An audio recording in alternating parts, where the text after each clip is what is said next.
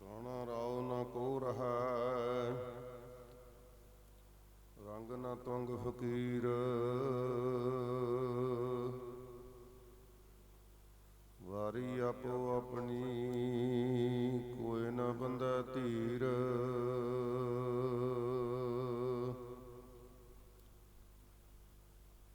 ਬਾਣੀ ਗੁਰੂ ਗੁਰੂ ਹੈ ਬਾਣੀ, ਵਿੱਚ ਬਾਣੀ ਅੰਮ੍ਰਿਤ ਸਾਰੇ। ਗੁਰਬਾਣੀ ਕਹੈ ਸੇਵਕ ਜਨ ਮਾਨੈ, ਪ੍ਰਤੱਖ ਗੁਰੂ ਨਿਸਤਾਰੇ।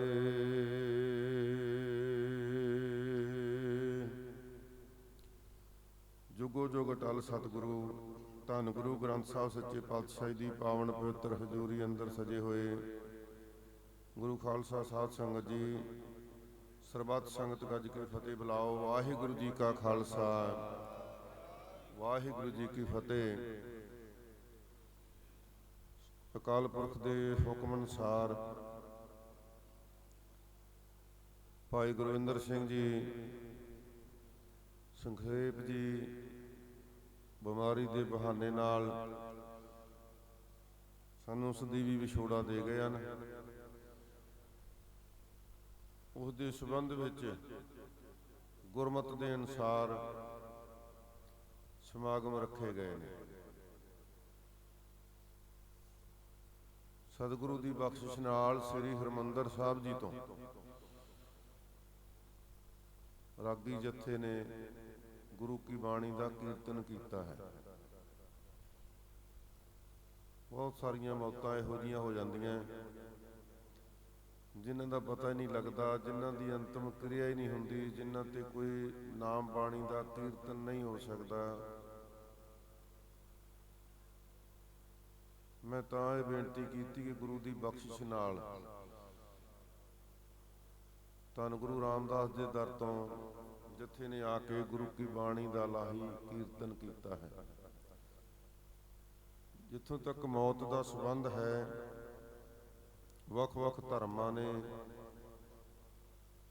ਇਸ ਨੂੰ ਆਪਣੇ ਢੰਗ ਦੇ ਨਾਲ ਦਰਸਾਉਣ ਦਾ ਯਤਨ ਕੀਤਾ ਹੈ। ਬਹੁਤ ਸਾਰੇ ਧਰਮਾਂ ਨੇ ਇਸ ਨੂੰ ਭਿਆਨਕ ਹਾਦਸਾ ਦੱਸਿਆ। ਕਿਸੇ ਧਰਮ ਨੇ ਇਸ ਨੂੰ ਅਸਹਿ ਸਦਮਾ ਦੱਸਿਆ। ਪਰ ਧੰਨ ਗੁਰੂ ਗ੍ਰੰਥ ਸਾਹਿਬ ਜੀ ਦੀ ਬਾਣੀ ਸਾਨੂੰ ਇਸ ਬਾਰੇ ਸੁਚੇਤ ਕਰਦੀ ਹੈ ਕਿ ਇਹ ਮੌਤ ਕਦੋਂ ਵੀ ਆ ਸਕਦੀ ਹੈ ਤੇ ਐਸੀ ਕੋਈ ਗੱਲ ਨਹੀਂ ਕਿ ਇਹ ਬਹੁਤ ਕੋਈ ਡਰਾਉਣੀ ਚੀਜ਼ ਹੈ, ਡਰਾਉਣਾ ਹਾਦਸਾ ਹੈ। ਮਹਾਰਾਜ ਕਹਿੰਦੇ ਐਸੀ ਗੱਲ ਨਹੀਂ ਹੈ, ਕਿਉਂਕਿ ਸਤਿਗੁਰੂ ਧੰਨ ਗੁਰੂ ਤੇਗ ਬਹਾਦਰ ਸਾਹਿਬ ਸੱਚੇ ਪਾਤਸ਼ਾਹ ਜੀ ਫਰਮਾਉਂਦੇ ਨੇ, ਚਿੰਤਾ ਤਾਂ ਕੀ ਕੀਜੀਏ ਜੋ ਅਣਹੋਣੀ ਹੋਏ। ਕਹਿੰਦੇ ਤਾਂ ਹੈ ਚਿੰਤਾ ਜੇ ਕੇਵਲ ਸਾਡੇ ਨਾਲ ਹੋਈ ਹੋਵੇ, ਬਲਕਿ ਉਹ ਕਹਿੰਦੇ ਇਹ ਤੇ ਹਰ ਇੱਕ ਨਾਲ ਹਰ ਹਾਲਤ ਵਿੱਚ ਹੋਣਾ। ਚਿੰਤਾ ਤਾਂ ਕੀ ਕੀਜੀਏ ਜੇ ਅਣਹੋਣੀ ਹੋਏ, ਕਹੋ ਨਾਨਕੇ ਜਗਤ ਮੈਂ ਥਿਰਨ, ਕਹੋ ਨਾਨਕੇ ਮਾਰਗ ਕੋ ਨਾਨਕ ਥਿਰ ਨਹੀਂ ਕੋਈ ਥਿਰ ਰਿਹਾ ਨਹੀਂ।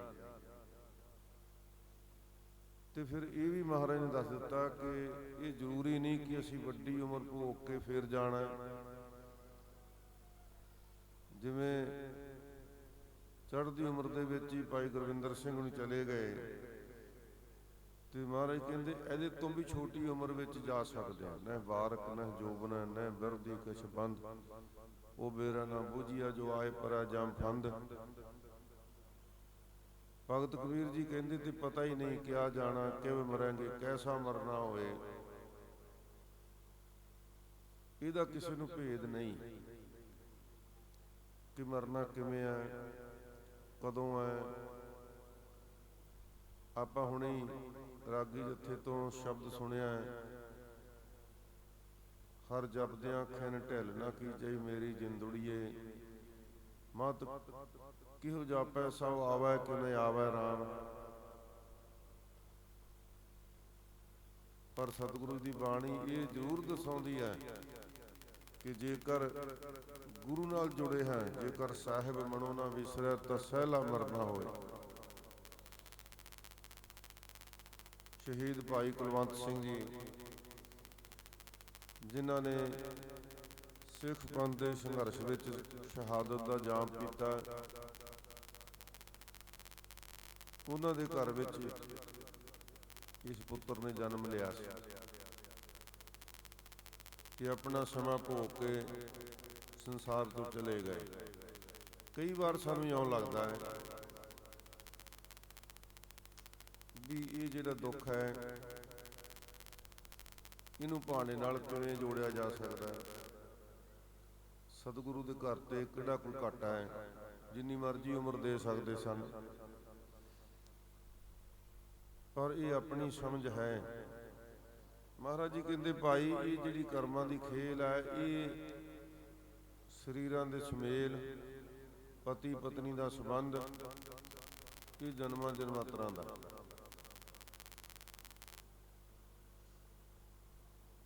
ਭਾਈ ਭੁਖਾਰੀ ਗੁਰੂ ਸਾਹਿਬ ਦਾ ਅਨੰਦ ਸੇਵਕ ਹੋਇਆ।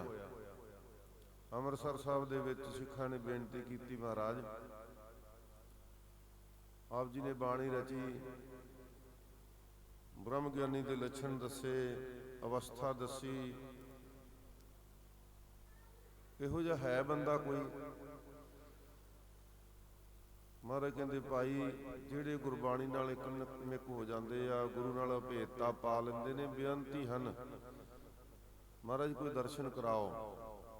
ਮਹਾਰਾਜ ਨੇ ਸੁਰ ਪਤਾ ਦੱਸਿਆ ਕਿ ਜਾਓ ਫਲਾਨੀ ਥਾਂ ਤੇ ਗੁਰੂ ਨਾਨਕ ਦਾ ਸਿੱਖ ਰਹਿੰਦਾ, ਉਹਨੂੰ ਮਿਲੋ ਜਾ ਕੇ। ਸਿੱਖ ਗਏ, ਪੁੱਛ ਕੇ ਗਏ ਵੀ ਭਾਈ ਭੁਖਾਰੀ ਦੇ ਘਰੇ ਜਾਣਾ। ਤੇ ਭਾਈ ਭੁਖਾਰੀ ਜੀ ਤੱਪੜ ਜੋ ਰਹੇ ਸਨ, ਬੋਰੀਆਂ ਢੇੜ ਕੇ ਨਾ ਸੀ ਰਹੇ ਸਨ। ਆਮ ਤੌਰ ਤੇ ਇਹਨੂੰ ਅਸ਼ੁਭ ਸ਼ਗਨ ਮੰਨਿਆ ਜਾਂਦਾ ਵੀ ਵਿਆਹ ਦੇ ਸਮੇਂ ਪੁੱਤਰ ਦਾ ਵਿਆਹ ਰੱਖਿਆ ਸੀ ਘਰ ਵਿੱਚ। ਤੇ ਜਿਨ੍ਹਾਂ ਨੇ ਦੱਸਿਆ ਘਰ ਦਾ ਪਤਾ ਪੁੱਛਣ ਤੋਂ ਇਹੀ ਸਮਝੇ ਕਿ ਇਹ ਭਾਈ ਭੁਖਾਰੀ ਦੇ ਪੁੱਤਰ ਦੇ ਵਿਆਹ ਤੇ ਆਏ, ਪਰ ਉਹਨਾਂ ਨੂੰ ਘਰੇ ਜਾ ਕੇ ਪਤਾ ਲੱਗਾ ਵੀ ਇਹਨਾਂ ਦੇ ਪੁੱਤਰ ਦੀ ਸ਼ਾਦੀ। ਤੇ ਜਦੋਂ ਪੁੱਛਿਆ ਭਾਈ ਸਾਹਿਬ ਨੂੰ, ਉਹਨੇ ਜਲ ਪਾਣੀ ਛਕਾਇਆ, ਆਪਣਾ ਕੰਮ ਵਿੱਚ ਛੱਡ ਦਿੱਤਾ। ਜਲ ਪਾਣੀ ਛਕਾ ਕੇ ਸੁੱਖ ਸਾਂਦ ਪੁੱਛ ਕੇ ਪੁੱਛਿਆ ਕਿੱਥੋਂ ਆਏ ਹੋ? ਕਹਿੰਦੇ ਸ੍ਰੀ ਅੰਮ੍ਰਿਤਸਰ ਸਾਹਿਬ ਤੋਂ ਆਏ, ਗੁਰੂ ਸਾਹਿਬ ਜੀ ਨੇ ਆਪ ਜੀ ਦੇ ਪਾਸ ਭੇਜਿਆ। ਤੇ ਫਿਰ ਉਹਨਾਂ ਗੁਰਸਿੱਖਾਂ ਦੇ ਚਰਨੀ ਲੱਗ ਕੇ ਨਮਸਕਾਰ ਕੀਤੀ ਕਿ ਤੁਸੀਂ ਮੇਰੇ ਗੁਰੂ ਦੇ ਦਰ ਤੋਂ ਆਏ ਹੋ। ਵਜਨ ਬਲਾਸਾਂ ਤੋਂ ਬਾਅਦ ਫਿਰ ਤੱਪੜ ਸੀਨ ਲੱਗ ਗਿਆ। ਤੇ ਫਿਰ ਪੁੱਛਿਆ ਕਿ ਭਾਈ ਸਾਹਿਬ ਇਹ ਕੀ ਕਰ ਰਹੇ ਹੋ? ਵਿਆਹ ਦੀ ਸਮੱਗਰੀ ਦਾ ਪ੍ਰਬੰਧ ਕਰੋ। ਕਹਿੰਦੇ ਭਾਈ ਇਹਦੀ ਵੀ ਲੋੜ ਪੈਣੀ ਆ, ਤੇ ਵਿਆਹ ਦਾ ਪ੍ਰਬੰਧ ਵੀ ਮਹਾਰਾਜ ਨੇ ਆਪ ਹੀ ਕਰ ਦੇਣਾ। ਸਾਧ ਸੰਗਤ ਅਗਲੇ ਦਿਨ ਵਿਆਹ ਹੋਇਆ। ਭਾਈ ਭੁਖਾਰੀ ਆਪਣੇ ਪੁੱਤਰ ਨੂੰ ਬਰਾਤ ਲੈ ਕੇ ਚੜ੍ਹਿਆ, ਆਨੰਦ ਕਾਰਜ ਹੋਇਆ, ਵਾਪਸ ਆਏ। ਤੇ ਉਹ ਜਿਹੜੇ ਗੁਰਸਿੱਖ ਗਏ ਸਨ ਉਹ ਵੀ ਨਾਲ ਹੀ ਬਰਾਤ ਗਏ, ਵਾਪਸ ਪਰਤੇ। ਤੇ ਜਦੋਂ ਭਾਈ ਭੁਖਾਰੀ ਦਾ ਪੁੱਤਰ ਘੋੜੀ ਤੋਂ ਉਤਰਨ ਲੱਗਾ ਤੇ ਪੇਟ ਵਿੱਚ ਬੜਾ ਦਰਦ ਹੋਇਆ। ਕਿਹਾ ਕਿ ਮੇਰੇ ਬਹੁਤ ਦਰਦ ਹੋ ਰਿਹਾ। ਹਕੀਮ ਸੱਦਿਆ, ਉਹਨੇ ਦਵਾ ਦਵਾਰੂ ਕੀਤੀ, ਪਰ ਰਾਸ ਨਾ ਆਈ। ਭਾਈ ਭੁਖਾਰੀ ਦਾ ਪੁੱਤਰ ਪੂਰਾ ਹੋ ਗਿਆ।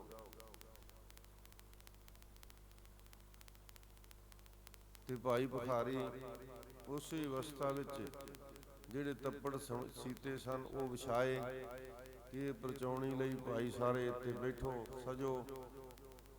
ਤੇ ਜਿਹੜਾ ਪ੍ਰਸ਼ਾਦ ਕਹਿੰਦੇ ਵਿਆਹ ਵਾਸਤੇ ਤਿਆਰ ਕੀਤਾ ਉਹ ਛਕਾਇਆ, ਸਭ ਨੂੰ ਛਕੋ ਭਾਈ, ਇਹ ਛਕਣ ਵਾਸਤੇ ਇਹ ਸੰਗਤਾਂ ਦੇ। ਤੇ ਉਹ ਸਿੱਖ ਵੇਖਦੇ ਨੇ ਕਿ ਭਾਈ ਭੁਖਾਰੀ ਦੇ ਮਨ ਦੇ ਵਿੱਚ ਕੋਈ ਬਹੁਤ ਵੱਡੀਆਂ ਖੁਸ਼ੀਆਂ ਨਹੀਂ ਸਨ ਕਿ ਪੁੱਤਰ ਦਾ ਵਿਆਹ। ਤੇ ਉਹਦੀ ਮੌਤ ਤੋਂ ਬਾਅਦ ਭਾਈ ਭਿਖਾਰੀ ਦੇ ਚਿਹਰੇ ਤੇ, ਉਹਦੇ ਮੁਖੜੇ ਤੇ, ਉਹਦੇ ਸੁਭਾਅ ਵਿੱਚ, ਸੰਗਤਾਂ ਦੇ ਸਾਂਭਣ ਸੰਭਾਲ ਵਿੱਚ ਕੋਈ ਫਰਕ ਨਹੀਂ ਆਇਆ। ਕਹਿੰਦੇ ਹੁਣ ਵੀ ਕੋਈ ਫਰਕ ਨਹੀਂ ਪਿਆ। ਪੁੱਤਰ ਦਾ ਸੰਸਕਾਰ ਕੀਤਾ, ਜਿਹੜੀ ਨੂੰਹ ਨੂੰ ਵਿਆਹ ਕੇ ਲਿਆਇਆ ਸੀ ਉਹਨੂੰ ਵੀ ਦੁਲਾਰ ਕੀਤਾ ਕਿ ਤੇਰਾ ਸੰਬੰਧ ਇੰਨਾ ਹੀ ਸੀ। ਤੇ ਉਹ ਸਿੱਖ ਪੁੱਛਦੇ ਨੇ ਜਿਹੜੇ ਗੁਰੂ ਸਾਹਿਬ ਨੇ ਭੇਜੇ ਸਨ, ਕਹਿੰਦੇ ਭਾਈ ਸਾਹਿਬ, ਇਹਦਾ ਮਤਲਬ ਤੈਨੂੰ ਪਤਾ ਸੀ ਕਿ ਤੇਰੇ ਪੁੱਤਰ ਦੀ ਕੱਲ ਮੌਤ ਹੋ ਜਾਣੀ ਹੈ? ਕਹਿੰਦੇ ਹਾਂ ਪਤਾ ਸੀ। ਤੇ ਫਿਰ ਕਹਿੰਦੇ ਤੂੰ ਜਿਹੜੀ ਧੀ ਵਿਆਹ ਕੇ ਲਿਆ ਇਹ ਨਹੀਂ ਸੀ ਲਿਆਉਣੀ, ਇਹਦੇ ਨਾਲ ਤੂੰ ਭਾਰੀ ਅਨਰਥ ਕੀਤਾ। ਕਹਿੰਦਾ ਨਹੀਂ, ਤੁਹਾਨੂੰ ਐਵੇਂ ਹੀ ਲੱਗਦਾ ਹੈ, ਔਰ ਹਰ ਵੇਖਣ ਵਾਲੇ ਨੂੰ ਐਂ ਲੱਗੇਗਾ, ਪਰ ਇਹਨਾਂ ਦਾ ਕਈ ਜਨਮਾਂ ਦਾ ਆਪਸ ਵਿੱਚ ਸੰਬੰਧ ਸੀ ਤੇ ਇਹਦਾ ਇਹ ਕਰਮ ਰਹਿੰਦਾ ਸੀ ਤੇ ਇਹ ਕਰਮ ਸੇਵਾ ਨਾਲ ਅੱਗੇ ਸੰਪੂਰਨ ਹੋਣਾ ਸੀ। ਹੁਣ ਇਹ ਇੱਥੇ ਆਏ ਹੋਏ ਗੁਰਸਿੱਖਾਂ ਦੀ ਸੇਵਾ ਕਰੇਗੀ। ਕੁਝ ਸਮੇਂ ਦਾ ਇਹਦਾ ਹੋਰ ਸਮਾਂ ਰਹਿੰਦਾ ਹੈ, ਉਹ ਸਮਾਂ ਸੇਵਾ ਵਿੱਚ ਲਗਾਏਗੀ, ਇਹਦਾ ਵੀ ਜਨਮ ਸਫਲਾ ਹੋ ਜਾਵੇਗਾ। ਸਾਧ ਸੰਗਤ, ਗੁਰੂ ਕੇ ਸਿੱਖ ਕੁਝ ਦਿਨ ਰਹਿ ਕੇ ਵਾਪਸ ਚਲੇ ਗਏ। ਗੁਰੂ ਸਾਹਿਬ ਸੱਚੇ ਪਾਤਸ਼ਾਹ ਨੂੰ ਜਾ ਕੇ ਨਮਸਕਾਰ ਕੀਤੀ। ਮਹਾਰਾਜ ਵਾਕਿਆ ਹੀ ਐਸੇ ਇੱਕ ਰਸ ਸਹਿਜ ਅਵਸਥਾ ਬ੍ਰਹਮ ਗਿਆਨੀ ਦਾ ਸਰੂਪ ਦਿਸਣ ਵਾਲੇ ਆਪ ਜੀ ਦੇ ਸਿੱਖ ਹਨ। ਸਾਧ ਸੰਗਤ ਜੀ, ਸਾਨੂੰ ਅਲਪੱਗ ਜੀਵਾਂ ਨੂੰ ਨਹੀਂ ਪਤਾ ਹੁੰਦਾ ਕਿ ਜਿਹੜੇ ਜ਼ਿੰਦਗੀ ਦੇ ਸੁਮੇਲ, ਜ਼ਿੰਦਗੀ ਦੇ ਵਿਛੋੜੇ, ਜ਼ਿੰਦਗੀ ਦੇ ਸੰਬੰਧ, ਉਤਰਾ ਚੜ੍ਹਾਅ, ਇਹ ਸਾਰੇ ਉਸ ਪ੍ਰਭੂ ਦੀ ਰਜ਼ਾ ਵਿੱਚ ਨੇ। ਤੇ ਗੁਰਸਿੱਖ ਦਾ ਜਿਹੜਾ ਫਰਜ਼ ਬਣਦਾ ਹੈ ਕਿ ਜਦੋਂ ਇਹੋ ਜਿਹਾ ਸਮਾਂ ਆਵੇ, ਸਾਧ ਸੰਗਤ ਜੀ, ਭਾਣਾ ਹੁਰਕੀ, ਕਿਉਂਕਿ ਭਾਣਾ ਇਸੇ ਨੂੰ ਕਹਿੰਦੇ ਕਿ ਜਦੋਂ ਕੋਈ ਕਠਿਨ ਪ੍ਰੀਖਿਆ ਆਵੇ ਤੇ ਉਦੋਂ ਸਤਿਗੁਰੂ ਦੀ ਰਜ਼ਾ ਵਿੱਚ ਰਹਿ ਕੇ ਸਿਰ ਨਵਾ ਕੇ ਮੰਨ ਲਵੇ ਤੇ ਇਹ ਭਾਣਾ ਹੁੰਦਾ। ਸਤਿਗੁਰੂ ਜੀ ਨੇ ਜਿਵੇਂ ਇਸ ਪੁੱਤਰ ਦੀ ਦਾਤ ਦਿੱਤੀ ਸੀ ਤੇ ਸਤਿਗੁਰੂ ਜੀ ਨੇ ਅੱਗੇ ਭਾਈ ਗੁਰਵਿੰਦਰ ਸਿੰਘ ਨੂੰ 20 ਪੁੱਤਰਾਂ ਦੀ ਦਾਤ ਦਿੱਤੀ। ਭਾਵੇਂ ਘਰ ਵਾਲੀ ਬੀਬੀ ਨੌਜਵਾਨ ਹੈ, ਨੌਜਵਾਨ ਉਮਰ ਦੇ ਵਿੱਚ ਹੀ ਭਾਈ ਗੁਰਵਿੰਦਰ ਸਿੰਘ ਚਲੇ ਗਏ, ਪਰ ਇਹ ਉਹਦੀ ਰਜ਼ਾ ਦੇ ਮੂਹਰੇ ਕਿਸੇ ਦਾ ਜ਼ੋਰ ਨਹੀਂ। ਸਤਿਗੁਰੂ ਜੀ ਇਹ ਵੀ ਦੱਸਦੇ ਨੇ ਕਿ ਜੇ ਤੁਸੀਂ ਭਾਣੇ ਤੋਂ ਅਲੱਗ ਹੋ ਕੇ ਕੋਈ ਜ਼ੋਰ ਅਜਮਾਇਸ਼ ਕਰਨੀ ਚਾਹੋ ਤੇ ਕਰ ਸਕਦੇ, ਕੁਝ ਨਹੀਂ ਕਰ ਸਕਦੇ। ਤੇ ਫਿਰ ਜਿੱਥੇ ਜ਼ੋਰ ਚੱਲਣਾ ਹੀ ਨਹੀਂ ਤੇ ਉੱਥੇ ਕੀ ਕਰਨਾ ਚਾਹੀਦਾ ਹੈ? ਮਹਾਰਾਜ ਕਹਿੰਦੇ ਜਿਹਦੇ ਨਾਲ ਜ਼ੋਰ ਨਹੀਂ ਨਾ ਚੱਲਦਾ ਤੇ ਉਹਦੇ ਮੂਹਰੇ ਜੋਦੜੀ ਕਰਨੀ ਬਣਦੀ, ਅਰਦਾਸ ਕਰਨੀ ਬਣਦੀ ਹੈ। ਇਸ ਕਰਕੇ ਗੁਰਸਿੱਖਾਂ ਨੇ ਇਕੱਤਰ ਹੋ ਕੇ ਅਰਦਾਸ ਕੀਤੀ ਤੇ ਜੋ ਨਿਯਮ ਬਣਾਏ ਮਹਾਰਾਜ ਨੇ, ਧੰਨ ਗੁਰੂ ਅਮਰਦਾਸ ਮਹਾਰਾਜ ਸੱਚੇ ਪਾਤਸ਼ਾਹ ਜੀ ਨੇ ਨਿਯਮ ਬਣਾਏ। ਰਾਮਕਲੀ ਸੱਦ ਦੇ ਵਿੱਚ ਮਹਾਰਾਜ ਸੱਚੇ ਪਾਤਸ਼ਾਹ ਜੀ ਨੇ ਹੁਕਮ ਕੀਤਾ ਕਿ ਭਾਈ ਚੜ੍ਹਾਈ ਤੋਂ ਪਿੱਛੋਂ ਰੁਦਨ ਨਹੀਂ ਕਰਨਾ, ਰੋਣਾ ਪਿੱਟਣਾ ਨਹੀਂ, ਬਲਕਿ ਗੁਰੂ ਕੀ ਬਾਣੀ ਦਾ ਮਨੋਰ ਕੀਰਤਨ ਕਰਨਾ। ਤੇ ਸਤਿਗੁਰੂ ਦੀ ਬਾਣੀ ਦਾ ਕੀਰਤਨ ਕੀਤਾ। ਤੇ ਇੱਕ ਜਿਹੜਾ ਇਹ ਰਿਵਾਜ ਹੈ ਨਾ, ਅਸਲ ਵਿੱਚ ਜਦੋਂ ਆਪਾਂ ਵੇਖਾਂਗੇ ਨਾ ਸਾਧ ਸੰਗਤ ਜੀ, ਇਹ ਸੰਸਕਾਰ ਨੇ। ਸੰਸਕਾਰ ਕਿਸੇ ਵੀ ਮਨੁੱਖ ਦੇ ਕਰੜੇ ਹੋਣ, ਤਕੜੇ ਹੋਣ, ਤੇ ਓਨਾ ਹੀ ਉਹ ਮਨੁੱਖ ਤਕੜਾ ਮੰਨਿਆ ਜਾਂਦਾ, ਚੰਗਾ ਮੰਨਿਆ ਜਾਂਦਾ ਹੈ, ਨਿਰਮਲ ਮੰਨਿਆ ਜਾਂਦਾ ਹੈ। ਆਮ ਤੌਰ ਤੇ ਵੀ ਆਪਾਂ ਆਪਣੇ ਭਾਈਚਾਰੇ ਵਿੱਚ ਵੇਖਦੇ ਹਾਂ, ਜੇ ਕੋਈ ਬੱਚਾ ਗਲਤੀ ਕਰਦਾ ਤੇ ਆਪਾਂ ਕਹਿੰਦੇ ਵੀ ਇਹਦੇ ਮਾਤਾ ਪਿਤਾ ਨੇ ਇਹਨੂੰ ਸੰਸਕਾਰ ਚੰਗੇ ਨਹੀਂ ਦਿੱਤੇ, ਤੇ ਜੇ ਕੋਈ ਚੰਗਾ ਕਰਮ ਕਰਦਾ, ਵਧੀਆ ਕਰਮ ਕਰਦਾ, ਤੇ ਆਪਾਂ ਕਹਿੰਦੇ ਇਹਦੇ ਮਾਤਾ ਪਿਤਾ ਨੇ ਇਹਨੂੰ ਵਧੀਆ ਸੰਸਕਾਰ ਦਿੱਤੇ ਨੇ। 10 ਗੁਰੂ ਸਾਹਿਬਾਨਾਂ ਨੇ ਇਸ ਕੌਮ ਦੀ ਬਣਤਰ ਬਣਾਉਣ ਵੇਲੇ ਸਾਨੂੰ ਸੰਸਕਾਰ ਦਿੱਤੇ। ਜਿਹੜੇ ਕੌਮੀ ਸੰਸਕਾਰ ਹੈ ਨਾ, ਉਹ ਇੰਨੇ ਮਜ਼ਬੂਤ ਸੰਸਕਾਰ ਹੈ, ਜੇ ਅਸੀਂ ਉਹ ਸੰਸਕਾਰ ਅਪਣਾ ਲਈਏ ਤੇ ਗੁਰਸਿੱਖ ਕਦੇ ਡੋਲ ਨਹੀਂ ਸਕਦੇ। ਪਰ ਸੰਸਕਾਰ ਸਾਰੇ ਮੰਨੇ। ਪਹਿਲਾ ਜਨਮ ਸੰਸਕਾਰ ਹੈ, ਜਨਮ ਵੇਲੇ ਬੱਚਾ ਬੱਚੀ ਪੈਦਾ ਹੋਵੇ, ਉਹਨੂੰ ਅੰਮ੍ਰਿਤ ਦੀ ਗੁੜਤੀ ਦਈਏ, ਗੁਰੂ ਸਾਹਿਬ ਦੇ ਦਰ ਤੇ ਲਿਆ ਕੇ ਮੱਥਾ ਟਿਕਾਈਏ। ਇਹ ਸਾਧ ਸੰਗਤ ਜੀ ਪਹਿਲਾ ਸੰਸਕਾਰ ਹੈ। ਦੂਸਰਾ ਵਿਦਿਆ ਦਾ। ਹਰ ਬੱਚੇ ਨੂੰ ਅਸੀਂ ਜਿਹੜੀ ਮਰਜ਼ੀ ਭਾਸ਼ਾ ਸਿਖਾ ਲਈਏ, ਅੰਗਰੇਜ਼ੀ ਸਿਖਾ ਲਈਏ। ਅੱਜ ਕੱਲ੍ਹ ਬਹੁਤ ਦੌੜ ਹੈ ਅੰਗਰੇਜ਼ੀ ਦੀ, ਕਿਉਂਕਿ ਇੰਟਰਨੈਸ਼ਨਲ ਭਾਸ਼ਾ ਹੈ ਤੇ ਇਹਦੀ ਜ਼ਰੂਰਤ ਵੀ ਹੈ। ਪਰ ਗੁਰੂ ਕੇ ਸਿੱਖ ਆਪਣੇ ਬੱਚੇ ਬੱਚੀਆਂ ਨੂੰ ਗੁਰਮੁਖੀ ਜ਼ਰੂਰ ਸਿਖਾਉਣ, ਕਿਉਂਕਿ ਗੁਰਬਾਣੀ ਦਾ ਸੰਬੰਧ ਗੁਰਮੁਖੀ ਨਾਲ। ਫਿਰ ਅੰਮ੍ਰਿਤ ਸੰਸਕਾਰ ਹੈ। 13-14 ਸਾਲ ਦੇ ਬੱਚੇ ਹੋਣ ਤੇ ਉਹਨਾਂ ਨੂੰ ਅੰਮ੍ਰਿਤ ਛਕਾਓ। ਫਿਰ ਆਨੰਦ ਕਾਰਜ ਸੰਸਕਾਰ ਹੈ ਕਿ ਗੁਰੂ ਦੇ ਦੁਆਰੇ ਤੇ ਆਨੰਦ ਕਾਰਜ ਦੀ ਰਸਮ ਗੁਰੂ ਸਾਹਿਬ ਦੀ ਹਜ਼ੂਰੀ ਵਿੱਚ ਬੜੇ ਸਾਦੇ ਪਿਆਰੇ ਢੰਗ ਨਾਲ ਹੋਣੀ ਚਾਹੀਦੀ।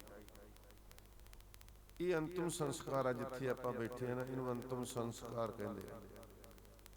ਕਿ ਜਦੋਂ ਪ੍ਰਾਣੀ ਚੜ੍ਹਾਈ ਕਰ ਜਾਵੇ, ਸੰਸਕਾਰ ਤੋਂ ਬਾਅਦ ਆਪਣੀ ਸਮਰੱਥਾ ਅਨੁਸਾਰ ਘਰ ਵਿੱਚ ਸਹਿਜ ਪਾਠ, ਅਖੰਡ ਪਾਠ ਜਾਂ ਜਪਜੀ ਸਾਹਿਬ ਦੇ ਪਾਠ, ਸੋਹਣੀ ਸਾਹਿਬ ਦੇ ਪਾਠ, ਜਿਵੇਂ ਵੀ ਮਹਾਰਾਜ ਨੇ ਜਿੰਨੀ ਸਮਰੱਥਾ ਦਿੱਤੀ। ਕਿ 10ਵੇਂ ਦਿਨ ਸਿੱਖ ਨੂੰ ਸ਼੍ਰੋਮਣੀ ਸਮਝ ਕੇ ਮਹਾਰਾਜ ਨੇ ਦੁਸਹਿਰਾ ਰੱਖਿਆ, ਕਿ ਦੁਸਹਿਰਾ ਮਨਾਇਆ ਜਾਏ। ਤੇ ਇਹਦੇ ਭਾਵ ਸੀ ਕਿ ਦੁਸਹਿਰਾ ਇਹ ਅੰਤਮ ਕਿਰਿਆ ਹੈ।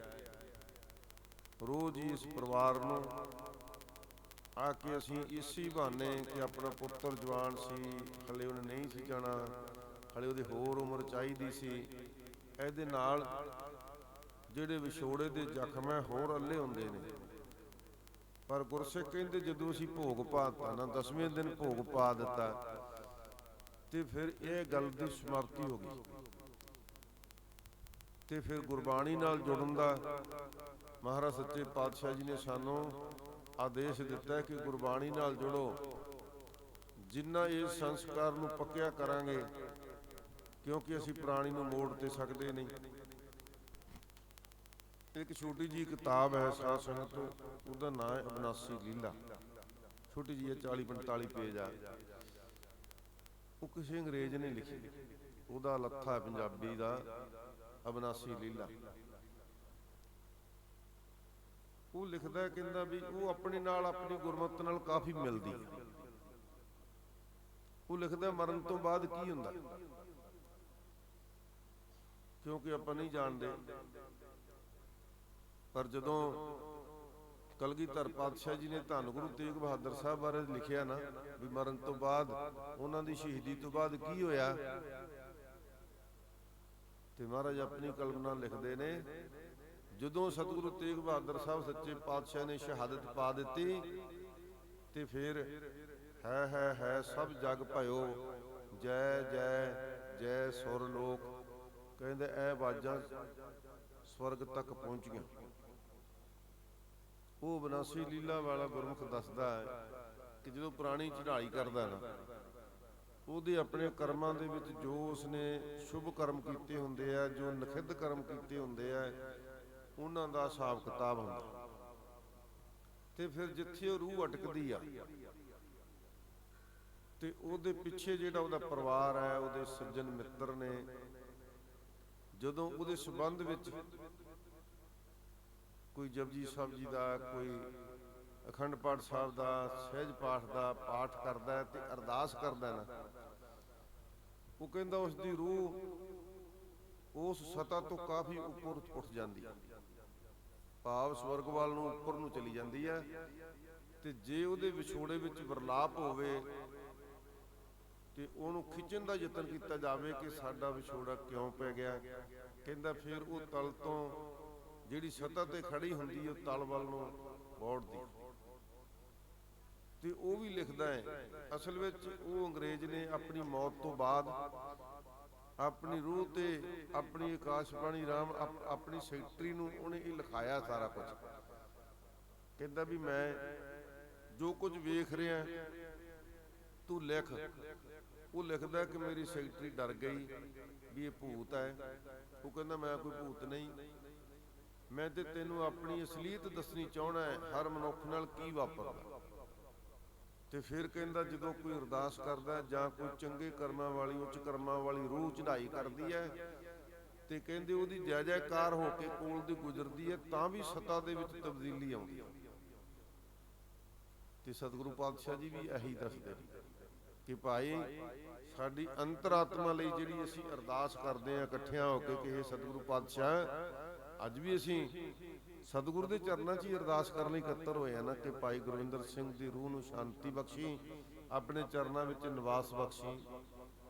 ਤੇ ਅੱਜ ਕੱਲ ਦੀ ਮਨਮੁਖਤਾ, ਚੰਚਲਤਾਈ, ਸਾਧ ਸੰਗਤ, ਤਰਕਵਾਦੀ ਯੁੱਗ ਇਹ ਗੱਲਾਂ ਤੇ ਬੜੇ ਤਰਾਨੇ ਕਰਦਾ ਹੈ, ਤਰਕਾਂ ਕਰਦਾ ਹੈ ਵੀ ਮਰਨ ਵਾਲਾ ਮਰ ਗਿਆ ਤੇ ਹੁਣ ਉਹਦੇ ਪਿੱਛੋਂ ਕੀਰਤਨ ਕਰੀ ਜਾਓ ਜਾਂ ਅਰਦਾਸ ਕਰੀ ਜਾਓ, ਕੀ ਫਰਕ ਪੈਂਦਾ? ਕਿਉਂ ਨਹੀਂ ਪੈਂਦਾ ਭਾਈ? ਜਿਹੜੀਆਂ ਗੁਰਮਤਿ ਦੀਆਂ ਮਹਾਰਾਜ ਨੇ ਸੰਸਕਾਰ ਦੀਆਂ ਸਾਨੂੰ ਪਿਰਤਾਂ ਪਾਈਆਂ, ਇਹ ਐਵੇਂ ਨਹੀਂ ਪਾਈਆਂ, ਇਹ ਕੋਈ ਵਿਖਾਵਾ ਨਹੀਂ, ਕੋਈ ਨਾਟਕ ਚੇਟਕ ਨਹੀਂ, ਇਹ ਅਸਲੀਅਤ ਰੂਪ ਹੈ। ਇਸ ਵਾਸਤੇ ਜਦੋਂ ਗੁਰੂ ਕੀ ਸੰਗਤ ਨੇ ਇਕੱਤਰ ਹੋ ਕੇ ਧੰਨ ਗੁਰੂ ਗ੍ਰੰਥ ਸਾਹਿਬ ਦੇ ਚਰਨਾਂ 'ਚ ਅਰਦਾਸ ਕਰਨੀ ਆ ਤੇ ਫਿਰ ਭਾਈ ਉਸ ਵਿਛੜੀ ਰੂਹ ਨੂੰ ਇਸ ਦਾ ਬਲ ਮਿਲਣਾ, ਸ਼ਕਤੀ ਮਿਲਣੀ, ਉਹਨੂੰ ਆਸਰਾ ਮਿਲਣਾ। ਇਸ ਵਾਸਤੇ ਇਹ ਅੰਤਮ ਸੰਸਕਾਰ ਦੀ ਕਿਰਿਆ ਹੈ। ਸਤਿਗੁਰੂ ਰਹਿਮਤ ਕਰਨ, ਕਿਉਂਕਿ ਅਸੀਂ ਬਹੁਤ ਵਾਰੀ ਦੇਖਿਆ ਹੈ ਕਿ ਜਦੋਂ ਕੋਈ ਮਹਾਂਪੁਰਖ ਉਹਨਾਂ ਦੇ ਘਰ ਵਿੱਚ ਜਾਂ ਉਹਨਾਂ ਦੀ ਸੰਗਤ ਵਿੱਚ ਕੋਈ ਇਹੋ ਜਿਹੀ ਘਟਨਾ ਵਾਪਰਦੀ ਹੈ ਤੇ ਬੜੇ ਅਡੋਲ ਸਹਿਜ ਅਵਸਥਾ ਵਿੱਚ ਹੀ ਉਹ ਉਪਦੇਸ਼ ਦਿੰਦੇ ਨੇ ਤੇ ਵੇਖਣ ਵਾਲਾ ਸੋਚਦਾ ਵੀ ਇਹ ਬੜਾ ਕਠੋਰ ਚਿੱਤ ਹੈ, ਪੱਥਰ ਦਿਲ ਬੰਦਾ ਹੈ, ਇੰਨਾ ਇਹਦਾ ਨਜ਼ਦੀਕੀ ਸੰਗੀ ਸਾਥੀ ਚਲਿਆ ਗਿਆ ਤੇ ਇਹਦੇ ਮਨ ਤੇ ਕੋਈ ਅਸਰ ਨਹੀਂ। ਇਹ ਨਹੀਂ ਗੱਲ, ਅਸਰ ਹੁੰਦਾ ਹੈ ਪਰ ਉਹਨੂੰ ਇਹ ਸਮਝ ਹੈ। ਉਹਨੂੰ ਸਮਝ ਕੀ ਹੈ? ਉਹਨੂੰ ਸਮਝ ਹੈ ਸੰਗ ਚਲਤ ਹੈ ਹਮ ਵੀ ਚੱਲਣਾ, ਦੂਰ ਗਵਨ ਸਰੀ ਉੱਪਰ ਮਰਨਾ। ਮਹਾਰਾਜ ਕਹਿੰਦੇ ਉਹਨੂੰ ਪਤਾ ਹੈ ਕਿ ਤੇਰੇ ਤੋਂ ਵਾਟ ਥੋੜੀ ਜਿਹੀ ਦੂਰ ਆ, ਲੈ ਜਾਣਾ ਤੂੰ ਵੀ ਹੈ। ਤੇ ਨਾਲ ਕਹਿੰਦੇ ਜੀ ਆਪਣੇ ਮਨ ਨੂੰ ਪ੍ਰਬੋਧ ਲਵੇ, ਕਿਆ ਤੂੰ ਸੋਇਆ ਜਾਗ ਅਜਾਨਾ, ਤੈਂ ਜੀਵਨ ਜਗ ਸੱਚ ਕਰ ਜਾਨਾ। ਤਾਂ ਕਹਿੰਦੇ ਲੰਮੇ ਦਿੰਦੀਆਂ ਨੇ ਵੀ ਅਸੀਂ ਜੀਵਨ 'ਚ ਸਥਿਰ ਬੈਠੇ ਆ, ਨਹੀਂ ਕਹਿੰਦੇ ਜਿਹੜੇ ਸੰਗੀ ਚਲੇ ਗਏ ਉਸ ਸੰਗ ਦੇ ਪਿੱਛੇ ਜਾਣਾ ਪੈਣਾ, ਉਹ ਤਾਂ ਡੋਲ ਅਵਸਥਾ ਵਿੱਚ ਰਹਿੰਦੇ ਨੇ। ਸੋ ਇਸ ਵਾਸਤੇ ਭਾਈ ਜਿੰਨੀਆਂ ਗੁਰੂ ਕੀਆਂ ਸੰਗਤਾਂ ਭਾਈ ਗੁਰਵਿੰਦਰ ਸਿੰਘ ਦੀ ਅੰਤਮ ਅਰਦਾਸ ਵਿੱਚ ਪਹੁੰਚੀਆਂ ਨੇ, ਅਸੀਂ ਸਭ ਨੇ ਮਿਲ ਕੇ ਅਰਦਾਸ ਕਰਨੀ। ਜਿਹਦੇ ਪਹਿਲਾਂ ਹੀ ਸ਼ਹੀਦਾਂ ਦਾ ਪਰਿਵਾਰ ਹੈ, ਸੋ ਨਾਲ ਨਾਲ ਜਿਹੜਾ ਸਾਡਾ ਸਮਾਜ ਦਾ, ਪਰਿਵਾਰ ਦਾ, ਰਿਸ਼ਤੇਦਾਰਾਂ ਦਾ ਜਿਹੜਾ ਫਰਜ਼ ਬਣਦਾ ਨਾ, ਉਹਦੇ ਤੇ ਜ਼ਰੂਰ ਡਟਣਾ ਚਾਹੀਦਾ, ਉਹ ਤੋਂ ਪਿਛਾਂਹ ਨਹੀਂ ਹਟਣਾ ਚਾਹੀਦਾ। ਇਹ ਠੀਕ ਹੈ ਕਿ ਤਕਦੀਰ ਨੇ, ਕਰਮਾਂ ਨੇ ਜੋ ਭਾਈ ਗੁਰਵਿੰਦਰ ਸਿੰਘ ਤੇ ਉਹਦੀ ਸਿੰਘਣੀ ਦਾ ਸੁਮੇਲ, ਪਰਿਵਾਰ ਦਾ ਸੁਮੇਲ, ਬੱਚਿਆਂ ਦੇ ਨਾਲ ਜਿੰਨਾ ਪ੍ਰੇਮ ਪਿਆਰ ਲਿਖਿਆ ਸੀ ਉਹ ਉਹਨਾਂ ਭੋਗ ਕੇ ਚਲੇ ਗਏ, ਪਰ ਇਸ ਤੋਂ ਬਾਅਦ ਵੀ ਕੁਝ ਆਪਣੀਆਂ ਜ਼ਿੰਮੇਵਾਰੀਆਂ ਬਣ ਗਈਆਂ। ਇਸ ਨੌਜਵਾਨ ਧੀ ਜਿਹਦਾ ਪਤੀ ਚਲੇ ਗਿਆ,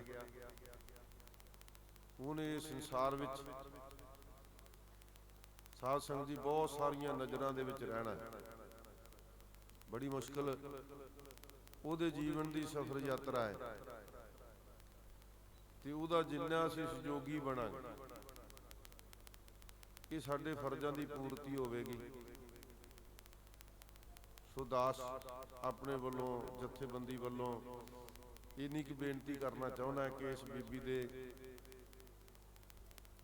ਜਿਹੜੇ ਬੱਚੇ ਹਨ ਉਹਨਾਂ ਨੂੰ ਜਿੱਥੇ ਵੀ ਪੜ੍ਹਾਉਣਾ ਚੜਾਵੇ ਉਹਦੀ ਪੜ੍ਹਾਈ ਦਾ ਖਰਚਾ ਅਸੀਂ ਕਰਾਂਗੇ। ਹੋਰ ਬੀਬੀ ਦੀਆਂ ਜੋ ਮੁਸ਼ਕਲਾਂ ਦੇ ਵਿੱਚ ਅਸੀਂ ਭਾਈਵਾਲ ਬਣ ਸਕੇ, ਸਤਿਗੁਰੂ ਕਿਰਪਾ ਕਰਨ, ਅਸੀਂ ਹਰ ਮੁਸ਼ਕਲ ਵਿੱਚ ਨਾਲ ਖੜਨ ਦਾ ਯਤਨ ਕਰਾਂਗੇ। ਗੁਰਵਿੰਦਰ ਸਿੰਘ ਨਹੀਂ ਮੋੜ ਸਕਦੇ, ਪਰ ਗੁਰਵਿੰਦਰ ਸਿੰਘ ਵੱਲੋਂ ਜੋ ਇਹਨਾਂ ਬੱਚਿਆਂ ਲਈ ਉਦੋਂ ਉਪਰਾਲੇ ਹੋਣੇ ਸਨ ਉਹਨਾਂ ਲਈ ਜ਼ਰੂਰ ਯਤਨਸ਼ੀਲ ਰਵਾਂਗੇ। ਸਤਿਗੁਰੂ ਕਿਰਪਾ ਕਰਨ, ਇਹਨਾਂ ਬਚਨਾਂ ਤੇ ਆਪ ਹੀ ਸਤਿਗੁਰੂ ਜੀ ਪਹਿਰਾ ਦਿਵਾਉਣ, ਆਪ ਹੀ ਕਿਰਪਾ ਕਰਨ, ਕਿਉਂਕਿ ਸ਼ਹੀਦ ਪਰਿਵਾਰ ਹੈ, ਇਹਨਾਂ ਨਾਲ ਖਲੋਣਾ ਸਾਡਾ ਕਰਮ ਧਰਮ ਤੇ ਫਰਜ਼ ਬਣਦਾ ਹੈ। ਸਤਿਗੁਰੂ ਰਹਿਮਤ ਕਰਨ। ਇਹਨਾਂ ਸ਼ਬਦਾਂ ਦੇ ਨਾਲ ਦਾਸ ਸਾਰੀਆਂ ਸੰਗਤਾਂ ਦਾ ਜਿੱਥੇ ਜੀਉ ਹੈ ਕਹਿੰਦਾ ਕਿ ਅਸੀਂ ਇਸ ਔਖੀ ਘੜੀ ਵਿੱਚ ਸਾਰੇ ਇਕੱਤਰ ਹੋ ਕੇ ਗੁਰੂ ਦੇ ਦਰ ਤੇ ਅਰਦਾਸ ਕਰਨ ਆਏ ਹਾਂ। ਉੱਥੇ ਇਸ ਬੀਬੀ ਨੂੰ, ਸਮੁੱਚੇ ਪਰਿਵਾਰ ਨੂੰ ਦਾਸ ਬੇਨਤੀ ਕਰੇਗਾ ਕਿ ਮਨ ਨੂੰ ਦ੍ਰਿੜਤਾ ਦੇ ਨਾਲ ਗੁਰੂ ਕੀ ਬਾਣੀ ਦੇ ਨਾਲ ਜੋੜਨਾ ਹੈ, ਨਿਤਨੇਮ ਕਰਨਾ ਹੈ, ਸਤਿਗੁਰੂ ਸੱਚੇ ਪਾਤਸ਼ਾਹ ਜੀ ਦਰ ਤੇ ਅਰਦਾਸ ਕਰਨੀ ਹੈ। ਸਭ ਤੋਂ ਵੱਡਾ ਹੌਸਲਾ, ਸਭ ਤੋਂ ਵੱਡੀ ਮਹਾਰਾਜ ਸੱਚੇ ਪਾਤਸ਼ਾਹ ਜੀ ਨੇ ਧਰਾਸ ਦੇਣੀ ਹੈ ਤੇ ਜੀਵਨ ਦਾ ਆਸਰਾ ਦੇਣਾ ਹੈ, ਉਹ ਧੰਨ ਗੁਰੂ ਗ੍ਰੰਥ ਸਾਹਿਬ ਜੀ ਦੀ ਬਾਣੀ ਨੇ ਦੇਣੀ। ਇਸ ਵਾਸਤੇ ਬਾਣੀ ਨਾਲ ਜੁੜਨਾ ਹੈ। ਸਤਿਗੁਰੂ ਰਹਿਮਤ ਕਰਨ। ਇਹਨਾਂ ਸ਼ਬਦਾਂ ਦੇ ਨਾਲ ਦਾਸ ਖਿਮਾ ਦਾ ਜਾਚਕ ਹੈ, ਭੁੱਲਾਂ ਚੁੱਕਾਂ ਦੀ ਖਿਮਾ ਬਖਸ਼ਿਸ਼ ਕਰਨੀ। ਸਰਬੱਤ ਸੰਗਤ ਗੱਜ ਕੇ ਫਤਿਹ ਬੁਲਾਓ। ਵਾਹਿਗੁਰੂ ਜੀ ਕਾ ਖਾਲਸਾ, ਵਾਹਿਗੁਰੂ ਜੀ ਕੀ ਫਤਿਹ।